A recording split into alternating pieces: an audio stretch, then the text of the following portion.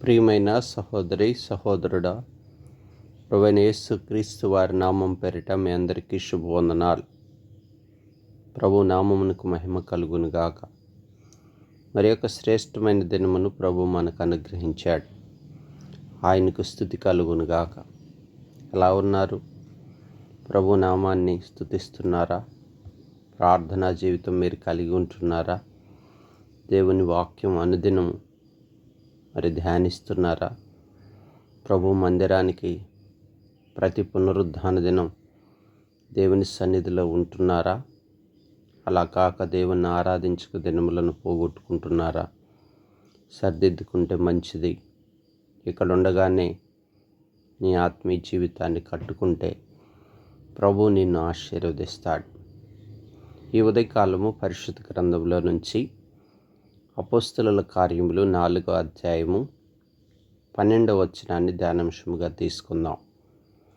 మరి ఎవని వలనను రక్షణ కలగదు, ఈ నామమునే మనము రక్షణ పొందవలెను. ప్రియా సహోదరి సహోదరుడా, ఈ నామమునే రక్షణ పొందవలెను. ఈ నామం అనగా ఏ నామం? యేసు క్రీస్తు నామం. అవును, ఆ నామమునకు అంత శక్తి ఉంది. తండ్రి అయిన దేవుడు, పరమందు నివాసి అయిన అద్వితీయ దేవుడు తన కుమారుని ఈ లోకానికి పంపించాడు. ఆయనే యేసు క్రీస్తు. యేసు అనగా రక్షకుడు, క్రీస్తు అనగా అభిషిక్తుడు. పైన ఆకాశము, మరి అందుగాని ఆకాశము క్రింద మనుషులలో ఇవ్వబడిన మరి ఏ నామమున రక్షణ లేదు. అవును, ఆ నామమునకు అంత శక్తి ఉన్నది. ఆ నామం అంత బలిష్టమైనది. అది మహిమ కలిగిన నామం. ఆ నామమునకు హెచ్చు ఘనత కలుగునుగాక.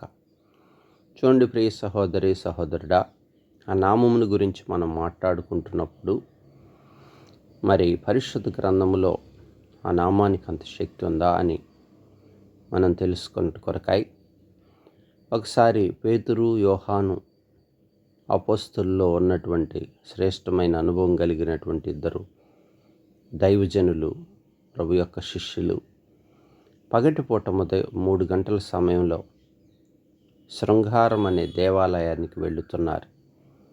ప్రార్థన చేయుట కొరకై వాళ్ళు వెళుతున్నారు. వాళ్ళు తెల్లని వస్త్రములు చక్కగా ధరించి పరిశుద్ధ గ్రంథం చేతబట్టుకొని దేవుని మందిరానికి వెళుతున్నారు. అక్కడే దేవాలయం ముందు ఒక వ్యక్తిని మనం చూడొచ్చు. ఆ వ్యక్తి పుట్టుకుంటువాడు, భిక్షమెత్తుకునేటువంటి వాడు. అనేక సంవత్సరాలుగా భిక్షమెత్తుకుంటున్నాడు. కొందరు తన ఇంటి వారు తీసుకొచ్చి అక్కడ ఉదయకాలం కూర్చొని సాయంత్రం అయ్యేంత వరకు అతను భిక్షమెత్తుకుంటాడు.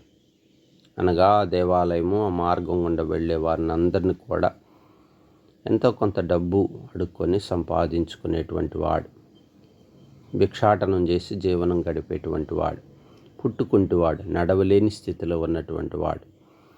ఓ రోజు అలాగనే వారు కూడా దేవాలయానికి వెళుతుంటే వారి వైపు తేరి చూసి సహాయం కొరకాయి చేతులు చాచాడు. అప్పుడు వారు చూసి అన్నారయ్యా, మా దగ్గర వెండి కానీ బంగారం కానీ ఏ ధనము కానీ మా ద్రవ్యము కానీ మా దగ్గర లేదు. మా దగ్గర దేవుడు మాకు ఇచ్చినటువంటిది ఒక నామం ఉంది. ఆ నామములో నీకు ప్రార్థన చేస్తామని చెప్పి, ఆ నామమునే మీ కొరకు సిద్ధపరుస్తామని చెప్పి పేతురు ఏం చేస్తూ వచ్చాడంటే, మరి నజరేయుడైన యేసు క్రీస్తు నామమున నువ్వు లేచి నడువును గాక అన్నాడు. వెంటనే ఆ భిక్షగాడు తన జీవిత కాలంలో ఎన్నడూ చూడని ఒక అద్భుతాన్ని చూశాడు. పుట్టుకుంటువాడు లేచి నడిచి గంతులు వేస్తూ దేవాలయంలోనికి వెళ్ళి దేవుణ్ణి స్తుతించాడు. అక్కడున్న వారందరూ కూడా ఆశ్చర్యపడ్డారు. చూడండి, ఎప్పుడూ సాధ్యం కాని కార్యం ఆ నామానికి ఉంది. ఆ నామంలో విడుదల ఉంది. ఆ నామంలో రక్షణ ఉంది. ఆ నామంలో స్వస్థత ఉంది. అందుకే ఆ నామం గొప్ప నామం, అన్ని నామముల కంటే పైనున్న నామం. మనుషులలో ఇయ్యబడిన మరి ఏ నామమును కూడా ఆ కార్యములు మనం చూడలేం. అనేక నామాలు భూమి మీద మనం వింటుంటాం, అనేక నామాల స్మరణ వింటుంటాం. అది వ్యర్థమే.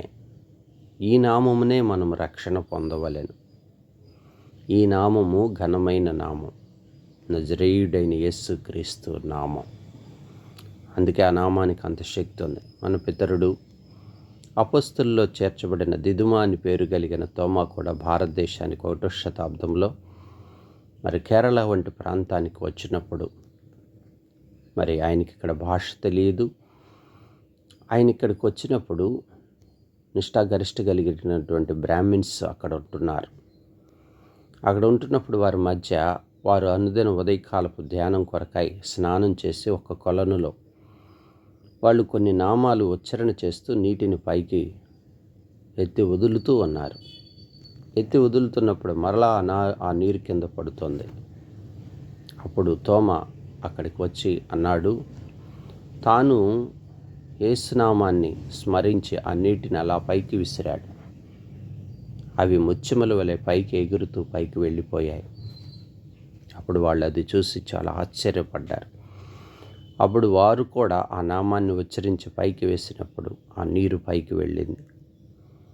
అది చూసి వారందరూ కూడా యేసునామాన్ని అంగీకరించారు. ప్రియ సహోదరి సహోదరుడా, నీ ఆత్మ కూడా రక్షించబడాలి, నువ్వు పరలోకం వెళ్ళాలి, నిత్యజీవం పొందాలి. ఏకైక నామం యేసునామం. ఆ నామం తప్ప ఇంకొక నామం లేదు. అందుకే ఉదయకాలం మొదలుకొని రాత్రి పడుకునే వరకు ఆ నామాన్ని స్మరించు.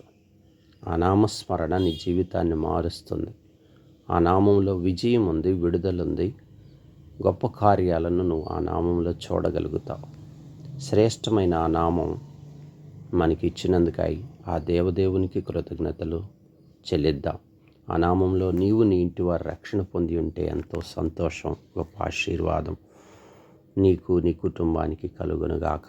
ప్రార్థన చేసుకుందాం. పరిశుద్ధుడా, ప్రేమ కలిగిన తండ్రి, యేసుక్రీస్తును శ్రేష్ఠ కుమారుడి నామమును మాకు ఇచ్చినందుకై వందనాలు. ఇంకా మా భారతదేశంలో ఎందరో అన్యజనులు ఆ నామమును ఎరగని వారు ఉన్నారు. ప్రభువా, ఆ నామంలో విడుదల కలుగచేయండి. మీ కృప ద్వారా ఆ నామంలోనికి, రక్షణలోనికి అనేకులు నడిపించండి తండ్రి. యవన కాల బిడ్డల భవిష్యత్తును దీవించు. ఈ దినమంతా మీ కృపలో బలపరుస్తూ రమ్మని మీ చేతికి అప్పగించుకుంటూ యేసు నామమున ప్రార్థించి వేడుకుంటున్నాను తండ్రి. ఆమేన్.